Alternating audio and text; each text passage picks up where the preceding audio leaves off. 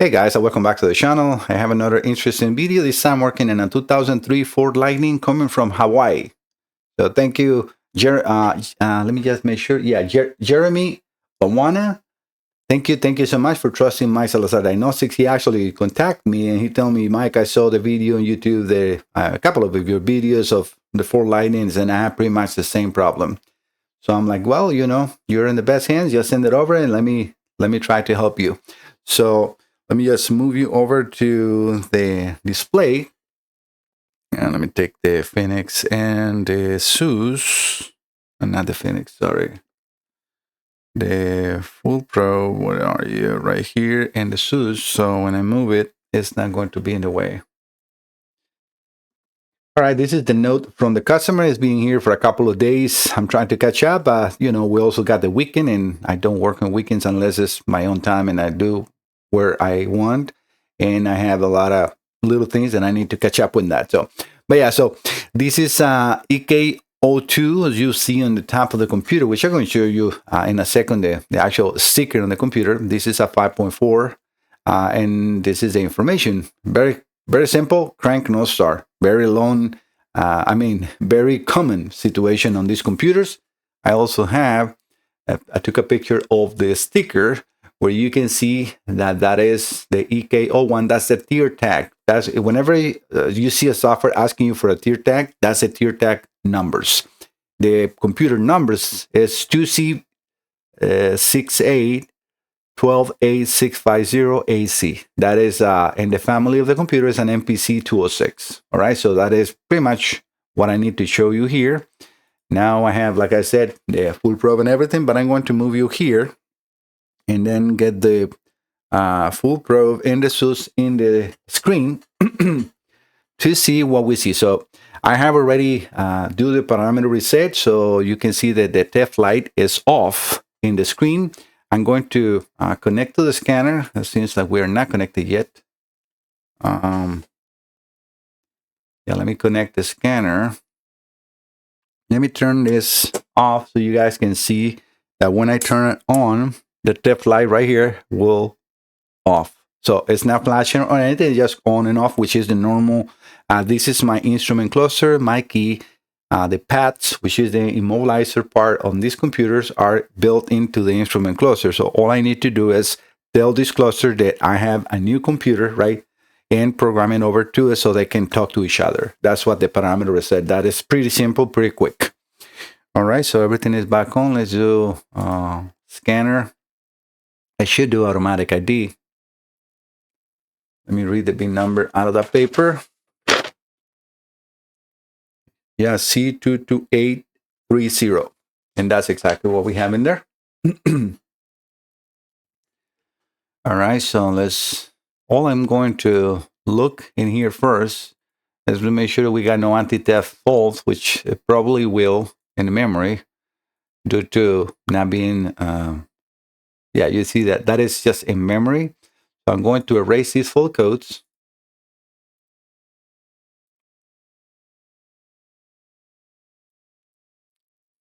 Yes, you can see that. 1 second, guys. I'm a multitasking person, so I'm waiting for the mailman to pick up a couple of boxes that are going out. So that's what I have. I have another camera captured in my iPad that I can see that. All right, so let's check the memory codes. And now we got just the normal with ignition on, because when the car runs, it will give us more full codes if it's everything normal. I'm going to go into data display. I'm going to go into accessories, and then we're going to select just the RPMs to see if we see anything, right? Because it's supposedly a crank no start. So I'm going to do a custom selection, deselect all, and then select the RPM, hit, and make it a graph. Now there's going to be a nice and big graph that you can see from the distance if you are in the TV. All right, so let me go over to the full probe. Let me put the correct signal for lowest speed is 51 CKP and CMP. This is the correlation of the signals that I use for these computer. And this is selecting as escape, but again, this is very unique to full probe. That's the signal and the settings that I know it works really well for these computers. right? Send it over, and now that's what the full probe is going to use. In this one, I used to around 450 maximum to see if it's anything. Okay, well, we have absolutely no reaction.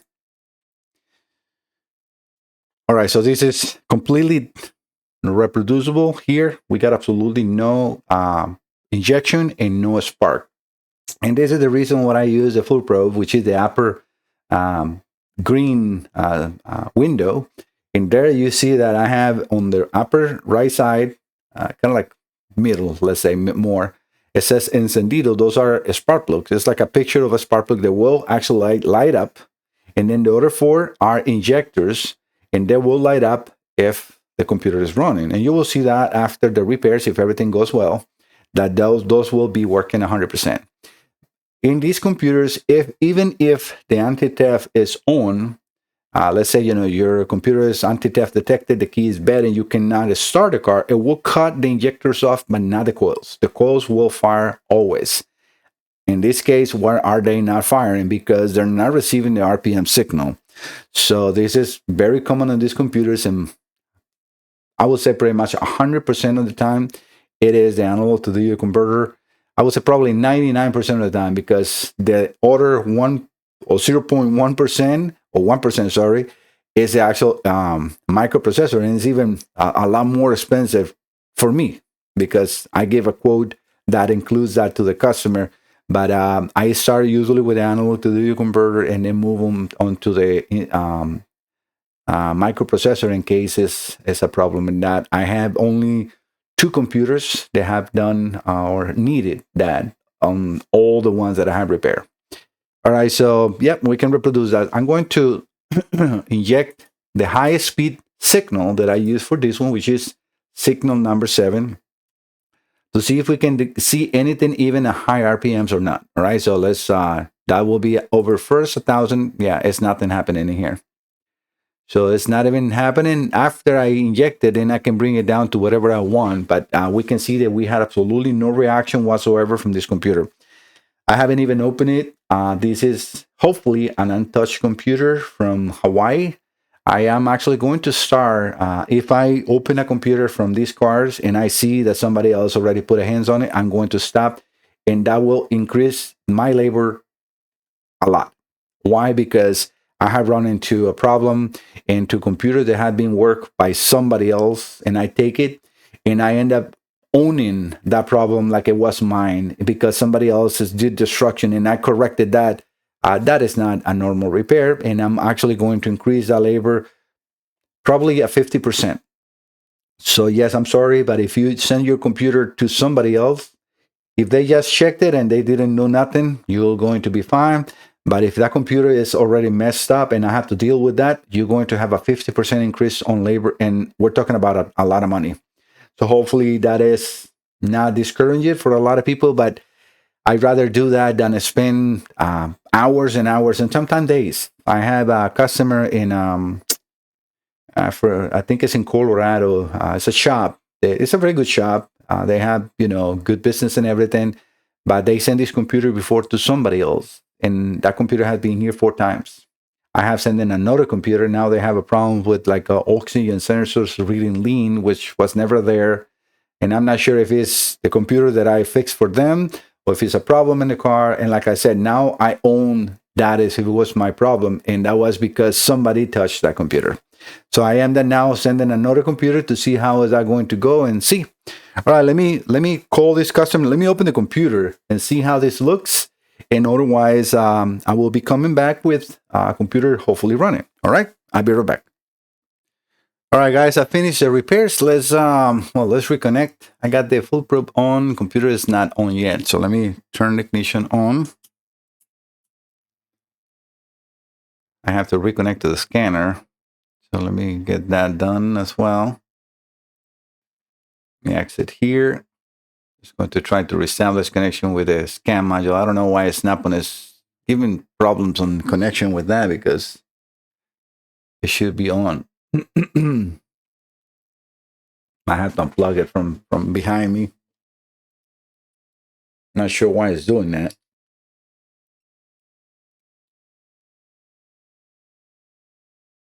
Because I know I turned the computer off, but the scan module was never off. I just heard a beep twice, like connection. So we'll see.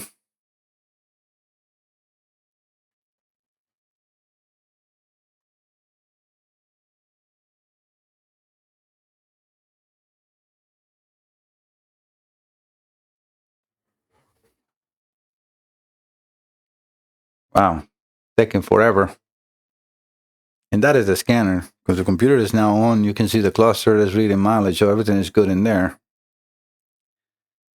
Okay, let me reestablish the communication. I'm going to get out of here.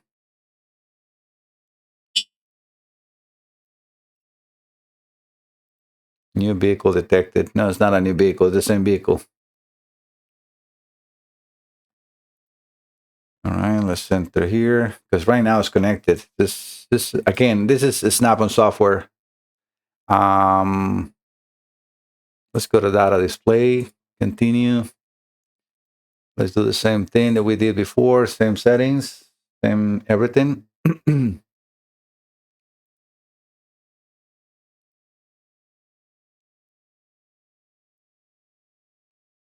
All right, now I'm going to go over to here, and we need to change the RPM to 51, which is the low RPM test, which is the most important realistically. Let me do here.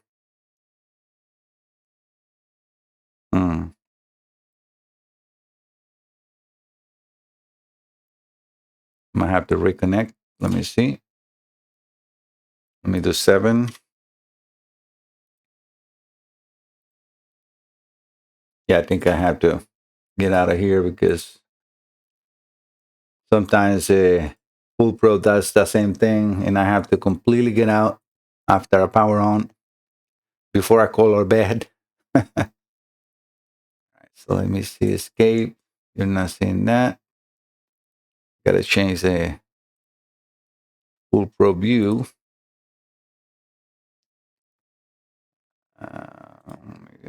Here. Okay, now it's fine. And let me connect to, put the correct readings in here. All right, so what signal we have? 52, so we're gonna do 51. Yeah, you see? Okay, perfect. I'm like, no, it's not another microprocessor. I jinxed it. Well, this just died, so we'll see. Let me do it again. And that is not abnormal, but okay, it looked like come on. Let me do signal 7.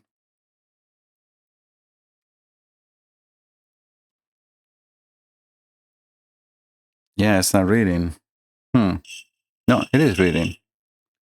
But it's not reading now. So yes, we still have problems in here. You saw how it went running for a second, and now it's not running.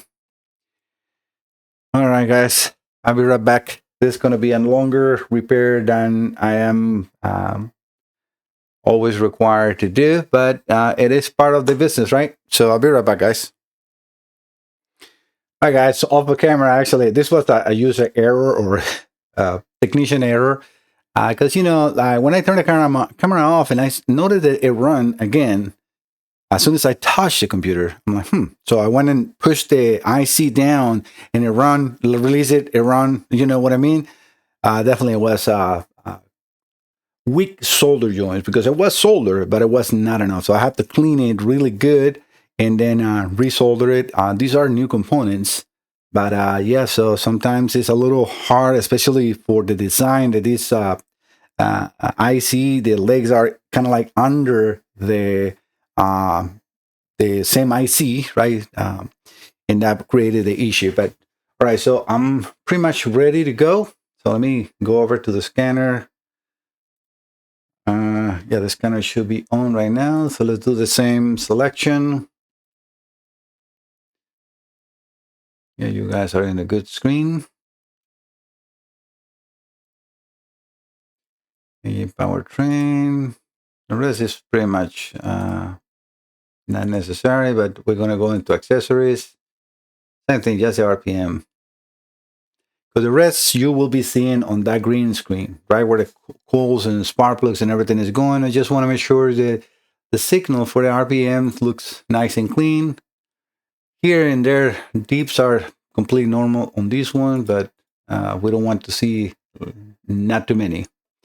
Right, we're going to have a graph view. Everything is ready. And let me go over to the full probe now. Make sure that we have, signal 51. And let's run it. All right, perfect. So now we have coils and injectors, and look at that signal. So you see now it's nice and steady. No dips, no nothing. That is the way it's supposed to be. This is the car cranking. It has to be nice and steady. This is actually working really, really good. You see no dips whatsoever, not even one time.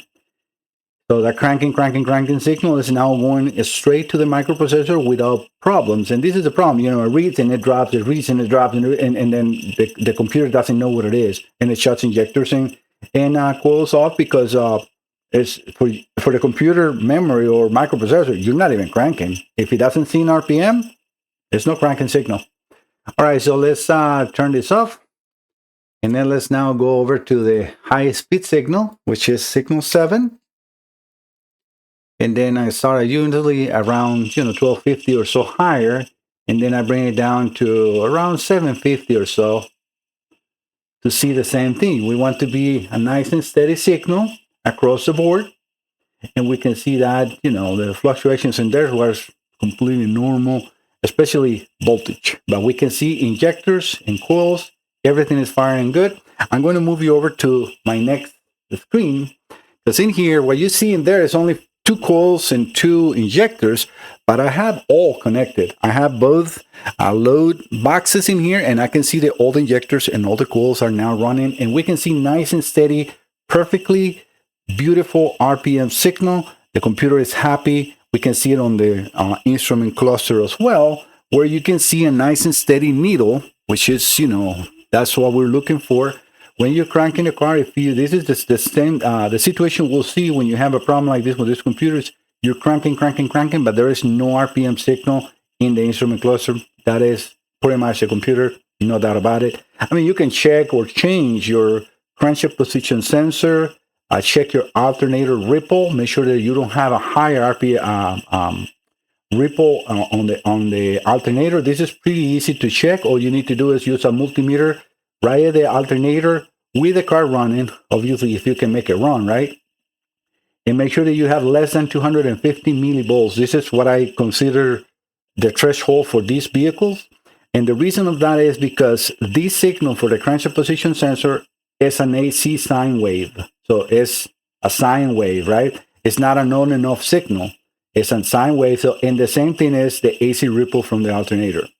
So when the alternator has too high of a ripple, it corrupts and damage the analog to digital converter, because that signal is driving on the grounds in the computer, in the power, and the computer doesn't know what it is, and that's exactly the problem. So coils firing too, as high as spark AB leaking, like bed coils, beta spark plugs, number 1 fault. And obviously grounds. Make sure that your terminals on the battery are nice and clean, and so is the main engine ground. Usually close to the starter body to engine. Those are the places you want to see. All right, Jeremy, your computer is 100% ready. I'm very happy that I didn't need to replace that microprocessor, because that would be, it's a very heavy work repair to do. And if I have to do it, I do it. But it has only, like I said, maybe 3 computers so far in 400 or 500 that I have repaired. So not a very common situation, but sometimes it is. All right. So, all right, guys, thank you so much. Don't forget to subscribe. If you're here and you can subscribe to my channel, that really helps my small business. Every time you subscribe, YouTube promote more my business. If you need a computer or instrument cluster, automotive or marine for repairs, just look for MikeSalazarDiagnostics.com. The same name that I have here on the YouTube channel, Mike. My name is spelled M-A-I-C. It sounds as Mike. And SalazarDiagnostics.com. Just copy that, add the .com, and you will find my website. There is a couple of forms that you can or boxes you can click in there, but all my information is in the first page. You can scroll down. It's a full website, but you can send any for repairs. All right, guys. Thank you so much. See you next time. Bye-bye.